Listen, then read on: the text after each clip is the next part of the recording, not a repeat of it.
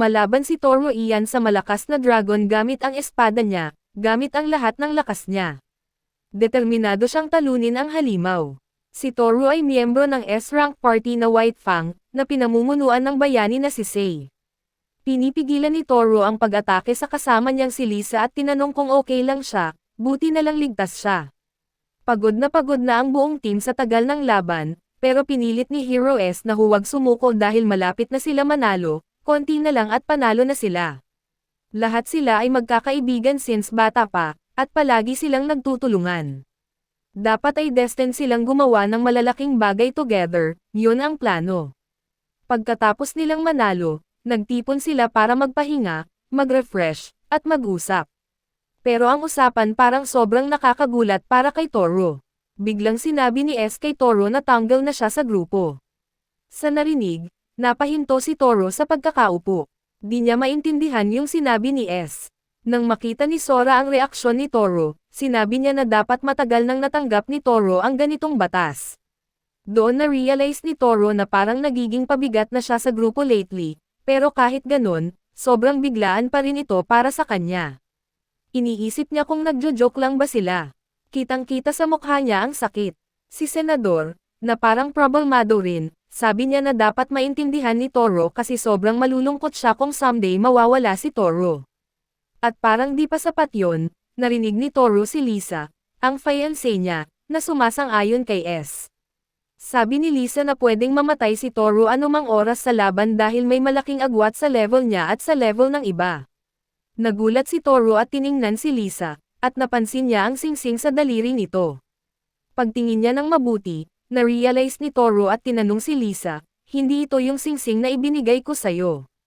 Naguguluhan siya habang nagkaroon ng awkward na katahimikan sa buong room. Tinignan niya si Swar, si Nai, at ang iba pa. Unti-unti niyang nakonect ang mga nangyayari, at biglang may nag-click. Napagtanto niya na ang fiancé niya ay may relasyon sa best friend niya. Sinasabi nila na nakakaistorbo na si Toro sa saya nila, kaya gusto na nilang paalisan siya sa party. Parang gumuho ang mundo ni Toro habang nilalamon siya ng mapait na katotohanan ng betrayal. His eyes start to well up with unshed tears. Natutamba-tamba siya habang iniisip kung gaano na ba katagal nangyayari ito. He just can't accept everything that's happening around him. Nang napansin ni S na nalaman na ni Toro ang totoo, tinukso pa siya ni S, sinasabing dapat daw ay suportahan na lang ni Toro ang adventures nila from afar, now that everything is clear. Galit na si Toro, kaya sinuntok niya si S sa mukha, dahilan para matamba ito sa upuan. Habang nakapatong kay S, tinaas ni Toro ang kamao niya at tinanong, bakit mo ako tinraider, kahit alam mong engaged kami ni Lisa. Pero sa gulat ni Toro, ngumisi pa si S, at mas lalo pang nag-init ang dugo ni Toro, kaya sinuntok niya ulit si S sa mukha. Tumigil lang si Toro sa pagsuntok nang bigla siyang tinadyakan ni N sa tiyan, dahilan para matalsik siya at mabangga sa pader. Lisa helped S stand up habang si Nai nagtanong kung anong nangyayari kay Toro.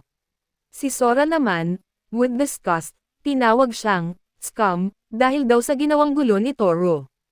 Tumayo si Lisa at sinabi kay Toro na ayaw na niyang magkaroon ng anumang relasyon sa kanya, sabay hagis ng engagement ring nila. Once again, Toro is left astonished, disappointed, and hurt. Nagdesisyon siyang umalis with his shattered heart, and even the weather had no mercy, as the rain started pouring down habang naglalakad siya sa gitna ng ulan. Napatid si Toro sa paglakad at tumingin siya sa singsing sa kanyang palad. Naalala niya yung nakaraan kung saan sobrang saya at ganda ni Lisa habang hawak niya ito, sobrang lapit sa puso niya.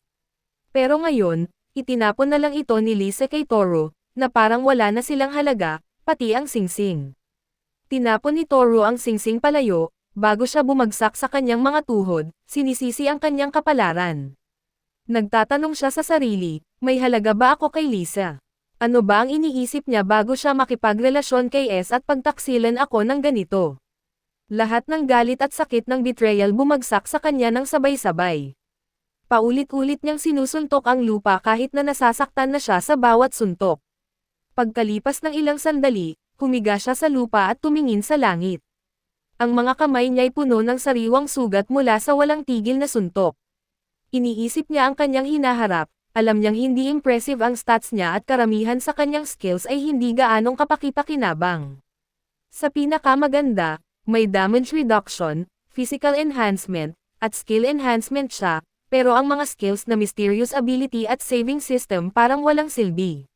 Nasa level 20 lang siya, samantalang si Lisa, Nai, at Swara ay nasa level 40, at si S nasa level 60. Iniisip ni Toru na kung may malalakas siyang skills katulad ni S, hindi sana nangyari lahat ito. Sinisisi niya ang sarili, tinatawag niyang pabigat. Nabasag ang iniisip niya nang maramdaman niyang gumalaw ang lupa sa paligid niya. Tumingin siya at nakita ang isang itim na demon dog papalapit sa kanya. Kahit nagulat, agad siyang tumayo at nag-alerto dahil alam niyang anytime pwedeng umatake ang demon dog. Galit ulit si Toru, at habang papalapit ang demon dog na may malakas na ungol, mabilis na ginamit ni Toru ang espada niya at hiniwa ang demon dog, hinati sa dalawa. Natuwa si Toru sa kanyang pag-atake kaya ibinalik niya ang espada sa takip nito. Pero biglang may narinig siyang clicking sound, at pagtingin niya, lumabas ang impormasyon tungkol sa kanyang stats. Nakalagay sa information board na matagumpay siyang nakapasok na sa level 300. Dahil umabot na ang experience value saving level sa upper limit, binayaran si Toru ng 100 times na reward. Nakasaad din na tumaas ang payout niya dahil sa epekto ng upskill matapos niyang makapasok sa level 300. Hindi na kayang suportahan ng kasalukuyang katawan ni Toru ang bagong race, kaya binigyan siya ng total physical reconstruction. Ang race niya ngayon ay naging Dragonman. Lahat ng ito ay nangyari ng biglaan, kaya inabot pa ng ilang minuto bago naintindihan ni Toru ang nangyayari sa kanya. Napagtanto ni Toru na Nagel level up siya. Hindi siya makapaniwala, pero totoong-totoo ang lahat ng nangyayari. Nagsimula siyang mag-isip, at sa wakas, naintindihan niya na ang saving experience ay hindi pala useless skill kundi automatic skill ito. Isa itong saving ability na mag-unleash ng power kapag nakaipon na ng sapat na experience para maabot ang required level. At ngayon, finally, na-break na ang limit ng stored experience ni Toru, at binayaran siya ng lahat ng ito. Bigla niyang naintindihan kung bakit kahit gaano siya kahirap magtrabaho kaysa sa mga kasama niya sa party, hindi siya legal level up. Ngayon, si Toru ay isang level 300 Dragonman warrior. Natawa siya ng proud habang humiga ulit sa lupa, pero ngayon may nakatagong ngiti ng kasiyahan sa kanyang mukha. Tumangala siya sa langit, na parang mas maliwanag ang sikat ng araw. Nagdesisyon siya na iikot ang buong mundo, dahil ngayon na level 300 na siya, wala na siyang dapat katakutan. Naisip niya na ito ang paraan para punan ang malalim na sugat sa kanyang puso na dulot ng pagtaksil ng mga malalapit sa kanya. Tumayo si Toru at nagdesisyon na sisimulan niya ang bagong journey na ito sa kalapit na bansa, ang Armand, sa border town of Leo. Habang naglalakad siya sa mga kalye ng Armand, napansin niya kung gaano kabuhay ang paligid kahit na nasa gitna ito ng kawalan. Napadaan siya sa isang slave store at naalala ang pagtataksil ng mga kasama niya sa party, na akala niya'y mga kaibigan. Napagpasyahan niya na kailangan niyang kumuha ng slave dahil ang mga slaves ay may kontrata na pumipigil sa kanila na pagtaksilan ang kanilang mga master. Kailangan ni Toru ng partner na mapagkakatiwalaan, at para magawa iyon, kailangan lang niyang bayaran ang isang slave para tuluyang mag-submit sa kanya. Hindi na niya iniintindi kung may tiwala talaga sa ngayon, gusto lang niya ng peace of mind. Pagpasok ni Toru sa slave store, sinalubong siya ng isang lalaking si Pospos, ang may-ari ng shop, na nakasuot ng itim mula ulo hanggang paa, may itim na sombrero at monocle sa kanang mata. Tinanong siya ng may-ari kung paano siya matutulungan, at sinabi ni Toru na kailangan niya ng slave na pwede niyang isama sa mga laban. Nagtanong ang may-ari kung may preference si Toru sa race ng slave, pero mukhang wala siyang pakialam. Nagsimula ang may-ari na magbigay ng suggestion, sinasabi na para sa combat, irerekomenda niya ang isang lizardman. Tinanong ni Toru ang presyo at sinabi ng may-ari na 30 million. Nagpatuloy si Toru sa pagtingin ng ibang slaves. Dinala siya ng may-ari sa isang compartment kung saan nakakulong ang isang elf sa likod ng mga bars. Sinabi ng may-ari na irerekomenda niya ang elf kahit wala itong combat experience, pwede naman itong samahan si Toru sa gabi o i-train bilang isang mage para maging useful sa range defense. Nang tinanong ang presyo, sinabi ng may-ari na 25 million. Natahimik si Toru, kaya nagtanong ang may-ari tungkol sa budget niya. Sinabi ni Toru na ang budget niya ay 1.5 million. Dinala siya ng may-ari sa isang section sa likod ng kurtina. Ang section na ito ay para sa mga slaves na mas mababa sa 1 milyon ang halaga dahil mahihina sila, hindi kaaya-aya, may sakit, o walang training. Pero binanggit pa rin ng may-ari na may chance na maging kapaki-pakinabang ang mga ito sa ibang bagay. Abala si Toru at ang may-ari sa paghahanap ng tamang slave nang biglang may narinig silang sigaw. Isang slave ang sumigaw mula sa likod ng rehas, sumisigaw ng 300, na nagpaisip kay Toru na kaya nitong makita ang level niya. Tinanong ni Toru ang may-ari tungkol sa presyo ng slave na sumigaw sa kanya, at sinabi ng may-ari na ito ay 110,000. Gulat na tinanong ni Toru kung bakit napakababa ng presyo, at sinabi ng may-ari na ito ay dahil sobrang sakit na ng batang slave girl. Lumuhad si Toru at tinanong ang pangalan ng slave. Nagpakilala siyang si Cade. Inulit-ulit ni Toru ang pangalan niya sa isip niya at naisip na maganda ito. Napagdesisyonan ni Toru na bilhin siya. Pagkatapos maayos ang kontrata na itinarak sa dibdib ng slave girl, sinabi ni Toru sa kanya na sumunod na palabas. Pero dahil sa sobrang hina ng kondisyon niya, pipilay-pilay siya habang naglalakad kaya binuhat na lang siya ni Toru sa likod niya. Habang naglalakad sila, tinanong ni Toru kung ayos lang siya. Sumagot si Cade nang halos hindi marinig na, oo. Dinala ni Toru ang bata sa doktor para ipasuri. In-examine siya ng doktor at sinabi na bihira ang sakit niya, na nakakaapekto sa mga beast people. Nagtaka si Toru at tinanong kung hindi ba siya tao. Sagot ng doktor, mahirap daw intindihin dahil wala siyang tenga o buntot, pero sigurado siya na kabilang ito sa beast race. Binanggit din ng doktor na mahaba at makitid ang pupils niya, at mayroong maliit na bukol na parang buntot. Habang nakikinig kay Doc, napaisip si Toru, kung totoo ang sinasabi ng doktor, malamang mataas ang physical ability niya. Tinanong ni Toru ang doktor kung may lunas ba sa sakit ni Cade, at sinabi ng doktor na kailangan nila ng pamado mula sa puso ng isang dragon na kabilang sa original species para magpagaling. Sinubukang tumayo ni Cade mula sa upuan, kaya dali-daling lumapit si Toru sa kanya at sinabing gagaling siya agad-agad. Tumingin si Cade kay Toru, tapos sa sahig. Napakamot si Toru sa ulo at sinabi sa kanya na para magamit siya sa laban, kailangan muna niyang gumaling. Tapos, tumingin si Toru kay Cade at ngumiti, tinanong kung sa tingin ba niya ay kakaiba na nag-aalala siya para sa isang alipin. Pero tumingin lang si Cade sa kanya bilang sagot. Nagpaalam na ang doktor at sinabi kay Toru na bumalik kapag naubos na ang pills. Nagpasalamat si Toru, tinawag ang doktor na matanda, na sinagot ng doktor ng pagsigaw, 30 years old pa lang ako. Naglakad na si Toru palabas kasama si Cade sa likod niya. 3 oras na silang naglalakad patungo sa gubat. Nararamdaman ni Toru ang mga nilalang na nakatitig sa kanya, pero tuwing titingnan niya, bigla na lang silang nawawala. Naisip ni Toru na baka ginagamit ng mga nilalang ang kanilang wild intuit ion para madetect ang panganib. Biglang may naramdaman si Toru na galaw na nakakuha ng atensyon niya. Nang hanapin niya ang pinagmulan ng kaguluhan, isang dragon ang nakita niyang nagdudulot ng takot sa paligid. Normally, kailangan ng buong army para kalabanan ang mga monsters na ganito. Pero ngayon, ito ang araw kung saan either lalaban si Toru o mamamatay siya. Ang dragon ay sobrang laki, halos 10 meters ang taas. Habang tinitingnan ito, naisip ni Toru kung kaya ba niyang labanan ito mag-isa. Pero naalala niya si Cade, naghihintay siya sa lugar nila. Kailangan niyang labanan at talunin ang dragon para makabalik siya kay Cade. Kinuha ni Toru ang espada niya at ininsalto ang dragon para lumaban. Tumingin ang dragon kay Toru, at ang malupit nitong titig ay sapat para guluhin ang loob ni Toru. Pero nanatili siyang matatag at lumaban. Inihampas ng dragon ang ulo nito pababa para saktan si Toru, nakabuka ang bibig at kumikislap ang matatalim na ngipin nito na parang espada.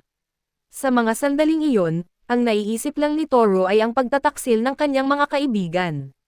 Pinaalalahanan niya ang sarili na hindi siya katulad nila, hinding-hindi niya iiwanan ang mga mahal niya sa buhay. Dahil dito, tumalon siya ng mataas at mabilis niyang iniwasak ang espada sa dragon, tinanggal ang ulo nito mula sa katawan. Sobrang tindi ng lakas ni Toru na isang hampas lang ay sapat para maputol hindi lang ang ulo ng dragon, kundi pati na rin ang buntot nito at ang malaking bahagi ng lupain sa paligid. Tumingin siya pabalik, sinuri ang pinsalang nagawa niya, at napagtanto ang kapangyarihan ng level 300. Toru nakabalik na sa kanyang lugar at inilagay ang ilang piraso ng gamot kasama ng isang baso ng tubig sa mesa. Tinanong ni Keida kung ginawa niya ito para sa kanya, at sinabi ni Toru na bumili siya ng ilang importanteng sangkap at humingi ng tulong sa doktor para likhain ang gamot. Habang hinihikayat si Keida na uminom ng tubig at inumin ang mga gamot, napansin ni Toru na mas gamaan ang pakiramdam ni Keida at unti-unti siyang nakatulog. Masaya si Toru sa mga pagbabago kahit maliit lang ang improvement, at least gumagana. Tinitigan niya ang kanyang palad, naalala ang tagumpay sa pagpatay ng dragon gamit ang kanyang sariling mga kamay. Hindi niya akalaing magkakaroon siya ng ganitong kalakas na kapangyarihan mula sa pagiging level 300. Mula ngayon, nagpa siya siyang lumaban ng may pag-iingat. Masaya siya sa lakas at tagumpay na nakuha niya, at kahit kailan ay hindi niya naisip na mag-aalala siya tungkol sa pagiging maingat sa laban. Nakakakilig at gusto niya ang pakiramdam na iyon. Sumapit ang umaga ng mas maaga sa inaasahan. Nagising si Toru na nagyayon at bumalik sa kanyang kama, pero laking gulat niya nang makita si Keida na natutulog sa tabi niya. Kahit na nagulat, binaliwala na lang ito ni Toru. Pumunta si Toru sa isang chef, bitbit ang isang kahon sa kanyang kamay at binuksan ito, kumuha ng piraso ng karne mula sa loob. Ibinigay niya ito sa chef at humingi ng pagkain na gawa mula sa karne kapalit ng pera. Tiningnan ng chef ang karne at sinabi kay Toru na parang pork ito sa una, pero nang tingnan ng mabuti, hindi pala. Sinabi ni Toru na ang karne ay mula sa Red Dragon.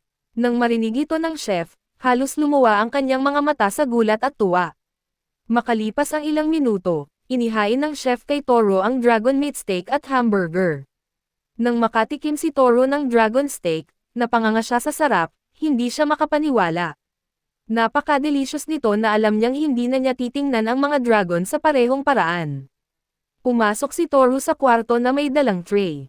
Tinanong ni Keida kung ano ang laman ng tray, at sinabi ni Toru na ito ang kanyang almusal, isang dragon burger at isang baso ng juice. Nang kumagat si Keida sa burger, sobrang nagustuhan niya ito sa sobrang sarap. Habang kumakain si Keida, tinitingnan siya ni Toru na may pagmamahal, habang nakapatong ang baba niya sa kanyang palad. Binanggit ni Toru na kailangan nilang ayusin ang mga damit ni Keida, na siyang dahilan kung bakit nabulunan si Keida sa kanyang kinakain. Dinala ni Toru si Keida sa isang tindahan at siniguradong maayos siyang mabihisan. Habang naglalakad sila, naghahanap sila ng mga bag, armas, at sapatos. Tinanong ni Toru si Keida kung gusto ba niyang gumamit ng wand, pero sa halip, pinili ni Keida ang dalawang bakal na pamaypay at nakiusap kay Toru na bilhin iyon. Sinabi ni Toru na masyadong malaki ang mga bakal na pamaypay para sa kanya, pero ipinakita ni Keida ang kanyang husay sa paggamit ng mga ito, na labis na ikinamangha ni Toru. Magkasamang naglakad sila sa isang tindahan na nagbebenta ng tinapay, puff pastries, at matatamis. Tumitig si Keida sa mga puff pastries, at napansin ito ni Toru. Gayunpaman, naalala ni Toru ang mga araw na pinagsaluhan nila ni Lisa ang mga ganitong pagkain, pero mabilis niyang ipinagpag ang alaala. Tinanong niya si Keida kung gusto niya ng mga tinapay. Tinanong ni Toru si Keida kung gusto niya ng mga tinapay at inalok siyang bilhin ang mga ito para sa kanya. Sa una, tumanggi si Keida, pero nagpumilit si Toru, sinasabing huwag siyang mahiya, kaya sa huli masaya itong pumayag. Umupo sila sa isang bench, at inilagay ni Toru ang bungkus ng mga tinapay sa harap ni Keida, sinasabing kainin niya ang gusto niya. Habang pinapanood ni Toru si Keida na masayang kumakain, napangiti siya ng may pagmamahal. Nagpasalamat si Keida kay Toru, ngunit tinawag niya itong Master, muli, na nagdulot ng pagkabahala kay Toru. Hiniling niyang tigilan ni Keida ang pagtawag sa kanya ng Master, ng paulit-ulit. Nagulat si Keida sa biglaang pagkairita ni Toru at mahina niyang sinabi na ang isang master ay isang master.